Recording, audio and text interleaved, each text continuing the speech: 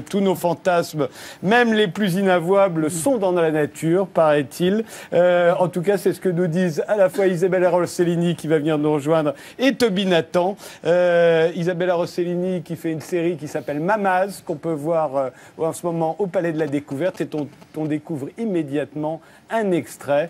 Voilà comment ça se passe dans la nature.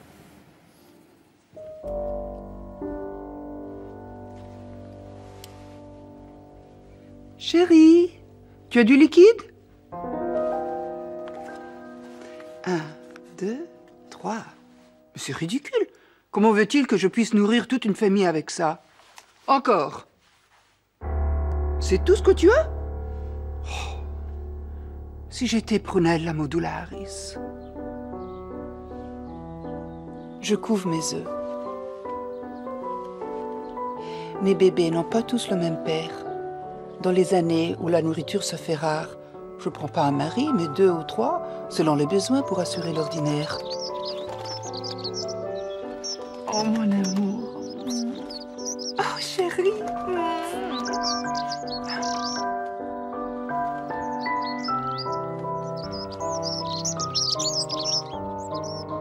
Tiens, lui aussi a une autre femme.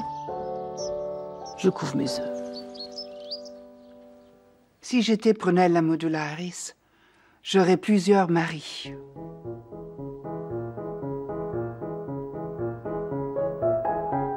Un homme, une femme. La monogamie, c'est pour les nantis.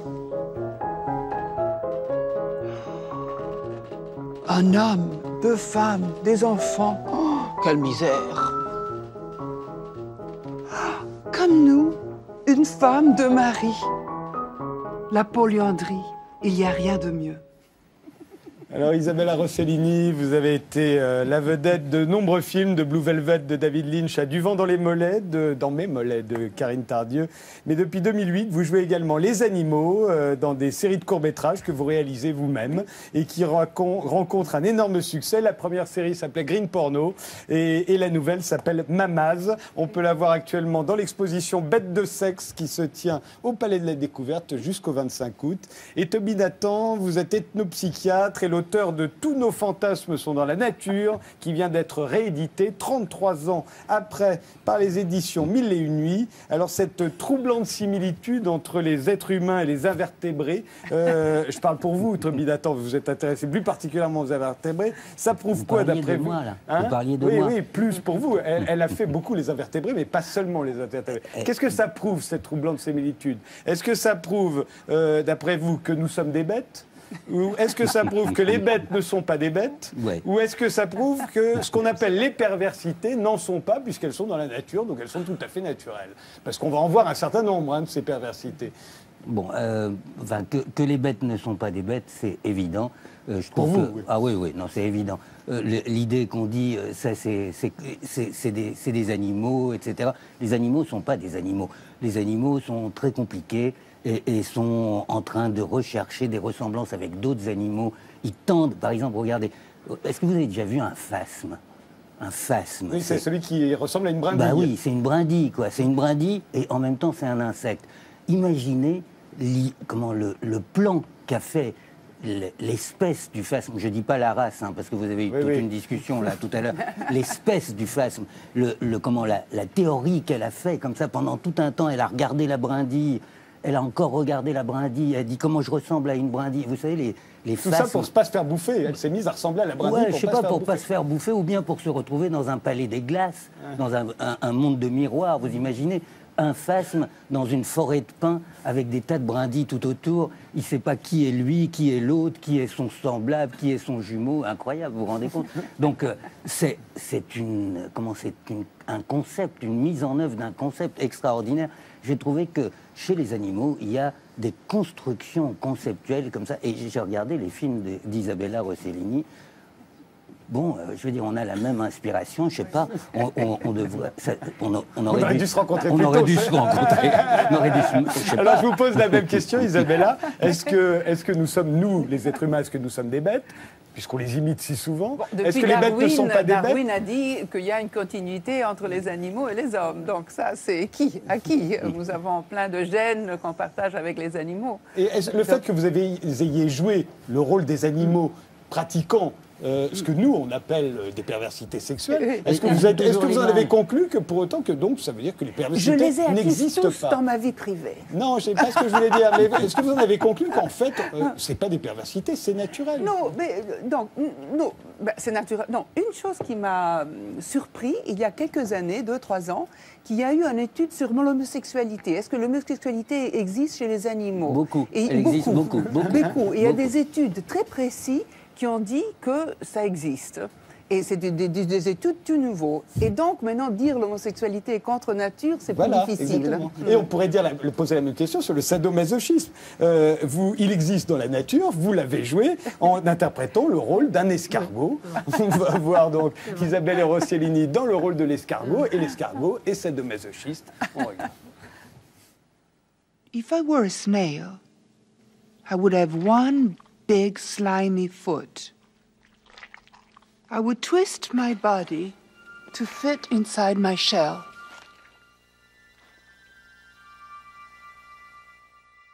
My foot would end up at the bottom, allowing me to crawl. My anus would end up on top of my head. Unfortunately, I can withdraw my entire body into my shell.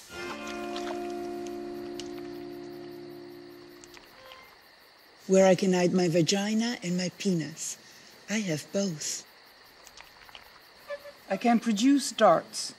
I use them to inflict pain on my partners before mating. It turns me on. I love to be hurt too. Ah!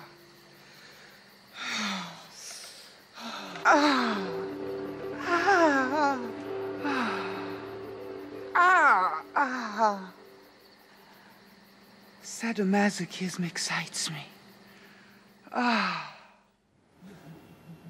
Bon, c'est extrêmement sexy, on est tous d'accord. Tommy Nathan, donc c'est naturel. Non, attendez, arrêtez de nous faire dire naturel, pas naturel, on ne sait pas répondre à cette question. Enfin, moi, je ne sais pas répondre à cette question. En revanche, l'idée qu'on avait eue au début, c'est très vieux, hein, cette affaire. Ce bouquin est né... Vous parlez du livre qui est je parle du livre. Je parle du livre, mais c'est des rencontres, tous les rencontres mentales. C'est des rencontres mentales, quoi. J'ai dû rencontrer Isabella Rossellini dans un rêve, mais c'est vrai, ça c'est sûr. Et puis on a élaboré les choses comme ça parallèlement. C'est né, vous savez, d'un séminaire. Il y avait eu un séminaire chez Georges Devreux, dont on parle beaucoup en ce moment. C'était à son séminaire, et l'idée était née comme ça, mais regarde, ces fantasmes que développent les êtres humains, des choses, par exemple, j'ai un pénis en forme de sabre, je défonce la femme, etc. Des trucs comme ça, fous, quoi. Ben, ça existe, en fait. Hein. Les hommes imaginent des choses complètement folles. Ils ont beau imaginer les choses les plus folles, elles existent dans la nature. C'est qui, d'ailleurs C'est les punaises. C'est les punaises. Ce sont les punaises.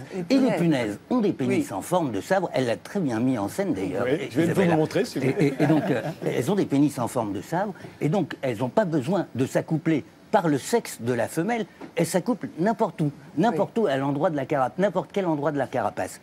Et pire encore, ils ont trouvé des punaises dans certaines grottes du Mexique qui s'accouplent aussi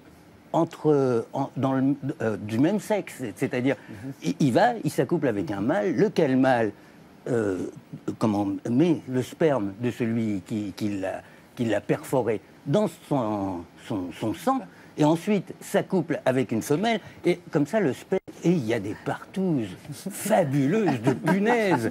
Alors ça, extraordinaire. Mais vous savez, enfin, il y en a plein des histoires comme ça. Il y a une limace de mer absolument incroyable qui a été sur le devant de la scène ces derniers temps parce qu'elle a beaucoup servi à la théorie de la mémoire. Et cette limace de mer, en fait, ne s'accouple qu'en groupe, en fait.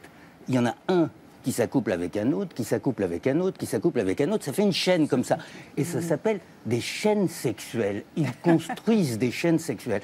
Alors, aucune partouze ne peut avoir cette perfection esthétique. Moi, je fais surtout des films comiques. Oui, ça m'intéresse beaucoup, la biologie. Ah oui, je fais des études de biologie. Je suis rentrée à l'université et quand je lis la biologie, ça me fait rire. Mais je dis, mais c'est pas possible qu'il y a ça dans la nature. Et donc, à côté, je fais ces petits films. J'ai une critique scientifique sur vos films. Pardon, non, juste toute petite critique. C'est que vous oubliez la spermathèque. Non, la spermathèque, je l'ai faite. Non, c'est-à-dire... Non, vous oubliez la spermathèque parce que quand vous décrivez l'abeille, qui est fabuleux, quoi, parce que on décrivait ça dans le temps, que les hommes avaient peur de se faire couper le pénis parce que les femmes... Je peux vous montrer l'abeille plutôt que vous le rajouter. L'abeille, avec des vagins dentés, etc. Et ça, c'est plein de fantasmes comme ça, c'est plein de mythes qui racontent ça.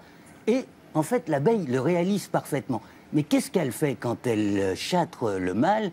Elle met tout le sperme dans sa spermathèque. Spermathèque, il s'appelle comme les bibliothèques. On le voit là. Et pendant 4 ans, elle va inséminer ses œufs pendant 4 ans. Un spermatozoïde par spermatozoïde, c'est quand même hallucinant. Le vol nuptial, elle fait l'amour un jour avec plusieurs mâles en volant, et ça s'appelle les vols nuptiales. Oui, vous savez pourquoi on appelle ça le vol nuptial? Parce qu'elle a une traîne après. Et vous savez de quoi est constituée sa traîne? Parce qu'elle a arraché le pénis de mâle et les intestins du mâle qui traînent derrière, fait la voile de la mariée. Non, ce que je trouve intéressant, c'est que ça nous renvoie finalement à la conversation qu'on a depuis le départ. C'est que finalement, oui, c'est pensé. Non, mais ce que je veux dire, c'est qu'en fait, nous, humains, on passe notre temps à vouloir labelliser ou étiqueter des comportements, des appartenances présumées au réel, alors que finalement, on peut se départir de ces assignations et on se rend bien compte que ce que nous, on nomme, on considère comme étant appartenant à une certaine norme ou relevant de la perversité, peut exister par ailleurs dans la nature et sans qu'il y ait forcément... Alors après, moi, je maîtrise beaucoup moins bien ces questions que vous deux, mais ce dont je me rends compte, c'est qu'on passe énormément de temps à vouloir classer des choses et à vouloir enfermer des gens dans des cadres ou des pratiques dans des cadres, alors que finalement, on peut considérer que chacun adopte les pratiques qu'il estime... qu'il estime lui faire plaisir ou non, ou adopte l'identité qui lui convient. Donc ça, finalement, ça il y a quand même pour la punaise, je veux vous montrer quand même la punaise. La punaise, c'est pas à recommander à tout le monde. Hein. La punaise, c'est dangereux. Je vous propose de regarder La punaise par Isabella Rossellini. C'est un fantasme, comme dit Tommy Nathan, mais il ne faut pas le faire. Bedbugs have penises like knives. Females don't need any genitals to mate. Stab me. Chase me. Mate with me. Seduce me. He is so strong and sharp. He doesn't need a vagina at all. Oh. He ejaculates in my wound. Via my bloodstream, the sperm will travel on their own to my ovaries. In 2 weeks, 500 eggs would hatch. And the baby bedbugs would feed on the blood of whoever sleeps in the bed. Régine Deforge. Ah mais moi j'en apprends de belles. Hein, ce soir. Mais je vous remercie. Vous, ça m'étonne. Mais si, parce que si j'avais su tout ça, quand j'étais à la 17e chambre correctionnelle, à où l'époque, on vous me étiez condamnait à chaque fois, je leur ai expliqué que dans la nature, les punaises, elles avaient un sabre à la place du tech, et cela, et que moi, les petits jeux érotiques auxquels se livraient les personnages de mes livres, c'était vraiment anodin, c'était la bibliothèque rose. Ça, vraiment, je regrette. En fait, c'est non seulement tous nos fantasmes sont dans la nature, mais ils nous devancent en quelque sorte. Puisque, au fond, aujourd'hui, s'il y a une question qui est la question de la sexualité d'aujourd'hui, c'est safe sex.